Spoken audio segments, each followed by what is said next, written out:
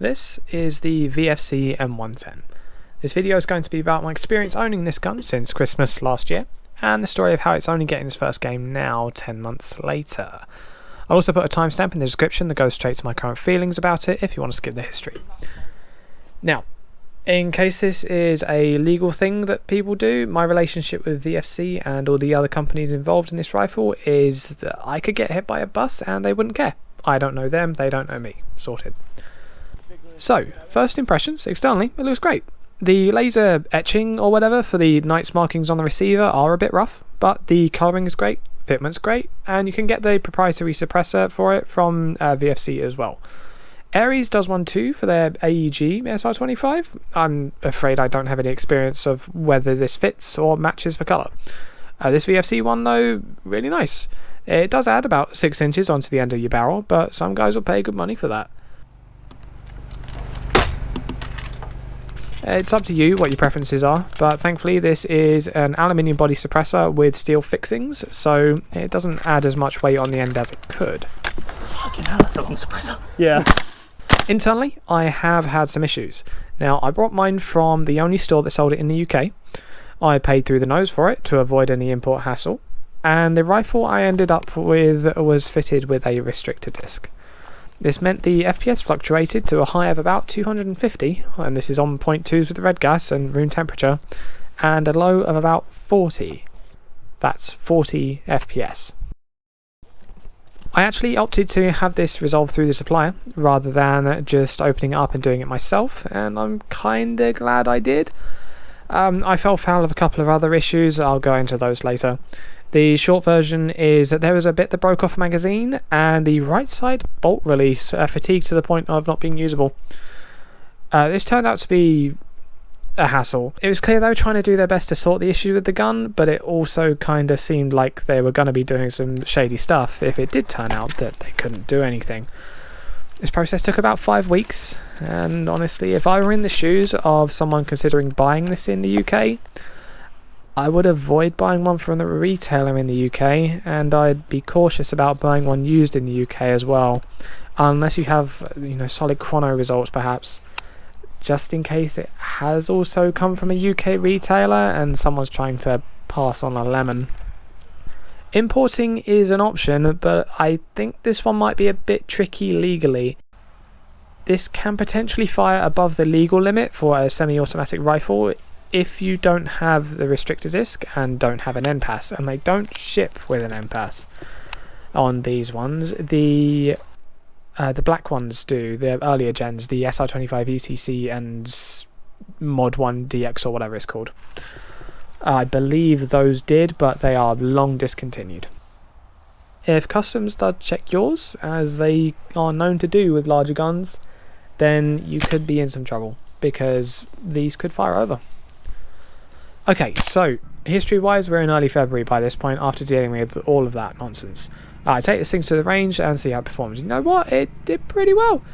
Shooting .36s with an NPAS added and shooting 1.6 joules. It had a little bit of inaccuracy past the target of 50 meters, but I could choose where to hit the target in terms of left, right or center. It just had a bit of variance in its hot performance, so up and down was a bit not perfect. Still, gas blowback marksman rifle at 50 meters could be worse. Then I dropped it off a table. So I put it down on the workbench. The bipod wasn't tightened up though, so it flopped over like you see in this clip, and then it actually fell directly down off the workbench onto the floor, directly onto its scope. You can see in this picture the damage it did to the scope, and here what I tried to do to fix it. Thankfully no damage to the gun. You can see here that the scope has become a bit more of a periscope, and my attempt at fixing it didn't really work. I knew it would have lost its nitrogen seal anyway, I was just curious. The range footage you see here is actually a backup 3:9 scope from Amazon, just a cheapy thing. You can see on this frame, it's not even close to being properly leveled. Good enough for Airsoft. Anyway, fast forward a couple months while I saved up for a new scope, and I have a look online about hot performance and consistency. Now, bucking changes on the M110 involve taking a GBBR bucking and cutting off the stabilizing nub on the side of it in order to fit it into the hop chamber, because the standard bucking for the VFC M110 doesn't actually have that nub, and it won't fit in there if you try and put it one with the nub in. And that is the side stabilizing nub, obviously not the main nub. So I did this with a PDIW hold, but I found that it resulted in the hop barely working at all, which is a bit odd. I tried pairing it with a maple leaf eye key, and then everything went skywards regardless of what I did. I believe the nozzle became damaged at some point during this, because I switched to a maple leaf MR hop, no eye key, and still had double feed issues at this point. The interesting thing with this is that with this stock bucking that wasn't sticking either, it was actually double feeding on the backstroke of the bolt as well, if you manually racked the bolt on an empty chamber, but a loaded magazine obviously. Something just wasn't working right there, and it just wasn't feasible to take it out to a game and hope it to be alright when I knew that it wasn't. Right, fast forward some more, and we're at the current state of play. The Maple Leaf MR 70 degree hop is in, a new nozzle has been fitted, again with the MPAS, and this is how you see it now. It feeds, it fires, has an extreme spread of around 10 to 15 feet per second, with the hop lifting 3/6s with about the same level of consistency as default. Added bonus that it doesn't double feed anymore, and it is a bit more accurate than stock when shooting in succession. I've also fitted this with a Garda rifle buffer for the WA series, the M4 type things, VFC, WE, etc. That's basically what this rifle is. You just have to chop it a bit in order to space it out correctly. You don't want the bolt going so far back that it impacts something in the receiver. You don't want it going not far back enough that it can't engage the bolt lock. So have a little chop and then washers, whatever you need to space it out properly. The end result is a slightly lighter system with shifting weights, which the original buffer does not have. The lighter weight doesn't make any difference to recoil that I felt at all. It's at that point where it's moving faster rather than just with more momentum. It balances out in terms of like it just feels, I guess, a bit more snappy rather than a bit more thunky. Honestly, I can't tell the difference. That's not. The external setup is pretty simple on this one. This is a Discovery scope on a knockoff cantilever mount, Summer Gear PEC 15, proper Harris bipod, and VFC's own rail panels. I'm carrying this on a Ferro Concept Slingster, a QD slot in the stock, and then a HK clip into a CQD reproduction mount on the front end, and we've also got that proprietary suppressor on the front as well. This is a bit weighty overall. You will really feel it if you have it up in the shoulder a lot, but the balance point being just forward of the magwell means it's not that difficult to handle coming in and out of the prone using that balance point of just forward of the magwell, and it's easy enough to run with if you bring it up beforehand. That being said, it's a bit too much front end weight to be running around with the stock in your shoulder, like this Delta carbine for example. I definitely recommend the bipod for this, even if you're not fussed about historical accuracy or cloning and all that kind of thing. It's really a noticeable quality of life improvement. I've gone for the Harris. I like the look. It's not perfect by any means, but the reproduction Harrises are atrocious, and this does the job. In case it wasn't obvious, this is also quite a large rifle. From tip to tail, suppressor included, this measures 119 centimeters or 47 inches if you're about to leave a comment stating that you have a real one and that Airsoft is an expression of homosexuality. This will not travel in any of my cases whole. I actually have to disassemble this and reassemble it to get it to the sight and back. It also doesn't play nice with a pistol, no matter how you sling it really, and you're never going to walk quite naturally with it down in front of you because you will live in fear of your kneecaps. In terms of loading and reloading, the magazines have little tabs on the back of them, and they're supposed to ensure that they seat snugly in the magwell, I think, with no like backwards or forwards play. However, they're oversized slightly by default, and I think they're supposed to wear in, but the actual end result is that they just snap off over time when coming out of the magwell, because every time you drag it out, it catches and it bends, it breaks, etc. I would recommend filing these down a bit instead, just so you get that snug fit without them snagging too much on the way out and potentially breaking themselves over time. They are fine if they're broken, it's just the magazine wobbles around. I'm not sure they're going to seal as well. I've also noticed that with my example, the bolt drops as a result of putting a loaded magazine in. I haven't figured out what's causing this yet because the receiver doesn't have any upward wobble. So as long as it isn't destroying the bolt catch, I guess I'm not worried. Speaking of bolt catch, the bolt release on the right side is really soft steel, and it is possible, if the bolt catch engages with the rifle at an upward angle specifically, for the little bar connecting the bolt catch on the left and the bolt release on the right, that bar can become stuck in such a position that it gets stuck against the receiver. If that happens, and then you press the right side bolt release while that is happening, you can just bend that right side bolt release lever. Now, replacing this is near impossible, so I personally just stay away from it at this point. It was that bent, as well as the magazine issue that I had with the retailer, and I had no way of replacing it by usual means, so I had to go and get the retailer to do that for me. It's just not available online as far as I can see. When it comes to unloading, with the MR hop installed, mine drops the last BB when racking the chamber manually. Your mileage may vary, but I'm certainly happy with mine. Finally, the stock. This comes with a solid stock, and you can only make it longer, not shorter. The US Army considered solving this issue by moving to the K1 instead, with a 6-position carbine style buffer tube like we're used to with the M4, and they did actually go for this solution.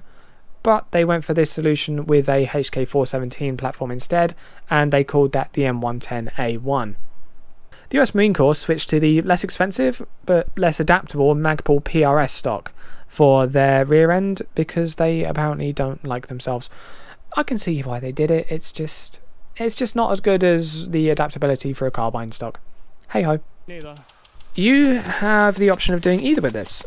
Normal end plates should fit this without issue, and standard AR-15 buffer tubes will fit for sure. Just undo the screw at the back of the stock, which then detaches the stock and leaves the tube, then screw out the tube. When doing this, keep a finger over the buffer retention pin in the base of the lower receiver. So you're going to split your upper and lower receiver, and it's going to be the little pin that holds in the buffer. You want to hold that down when you're screwing out the main tube. The reason you want to do this is that pin is under spring pressure and it is springing into the side of the tube. If you remove the tube, then it can just ping off into the abyss. So hold that pin while you're unscrewing the tube. Trust me. And just because I know there will be questions about this, the tape on the back is holding a little plastic baggie containing a reference card. Historically, people have done this to hold ranging information. Here, it's for things I would need to know on a gameplay day, like which way goes which for the hop up, which way goes which for the end pass, just in case I'm over, or really under. You'll also see here a copy of the UID aluminium sticker that is seen on US military kit. In this case, the QR code links to a Google Doc with some things like what the hop is set to currently, what it's currently doing on the chrono, whether it's got any previous issues to look out for, etc. It's more for the multiple MWSs that I can't keep track of, but it's helpful generally just to save me needing to remember. If you do want to do this yourself, then you just need some sticky vinyl paper, a standard inkjet printer, some scissors, and a URL shortener. The shortener is necessary because if you do a full-size Google Doc link, it's too much text for the QR code. It's not readable below a certain size because it has to be like really dense in the data. It's too much for it. So put it through a shortener beforehand, and then you can fit that into a nice small space. For example, the trigger guard of this Glock or this Delta carbine. Because you've used less data in the text, it then means it has to put less text through the QR code, and therefore the QR code can be more basic, therefore it can be more readable at smaller resolutions, smaller sizes. And so that's why we do that. The downside to this is that it is not waterproof. Now I believe you can spray it with some hairspray before cutting it out to do this, but I'm afraid I haven't tested it myself. In conclusion, the M110 is fun, decent enough accuracy, and very satisfying to shoot. Like, here's a clip of someone else trying mine for the first time. I've just zeroed it, so it's pretty on target. There's a bit of right to left wind though. Safety's on at the moment.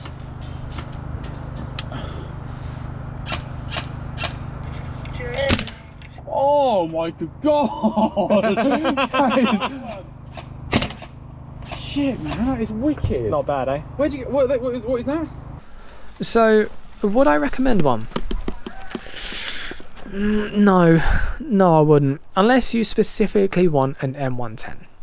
Your options for buying this in the UK are terrible. It's not as accurate, consistent, versatile or heavy lifting as an MWS with a particular hot mod called a Blowback strike arm or a 6G brass nut. There's some things you could do with an MWS, but it's super simple and it ends up better than this. Getting spares for the relevant parts of this gun, it's a mediocre market. It's desert coloured historically, so it doesn't blend well in woodland situations unless you want to paint it.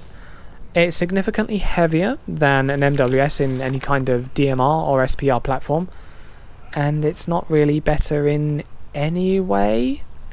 For 7.62 options, there are other solid things available already. So we have the G3 and the Scar H from VFC, and WE has options for those as well if you're on a budget that are apparently not bad either. Each of these have DMR builds available as well, with the slight caveat of the G3 requiring some furniture dremeling if you want to make LCT stuff work. Point is, there are better options for everything that you could want from an M110, unless you want an M110. Now, there's nothing wrong with that. This is a big nostalgia gun for me from my days of playing way too much Arma 3, and it's currently booted on my computer now. I was playing some earlier.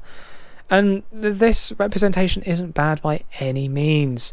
If you want an M110, then I don't think you'd regret getting one of these. But if you want a DMR or something in the 7.62 size, then there are better options out there. Thanks for watching. Please tell me how I did with this, because I'm not usually one for this kind of content, and I'd like to see whether it's worth doing more in future. See ya!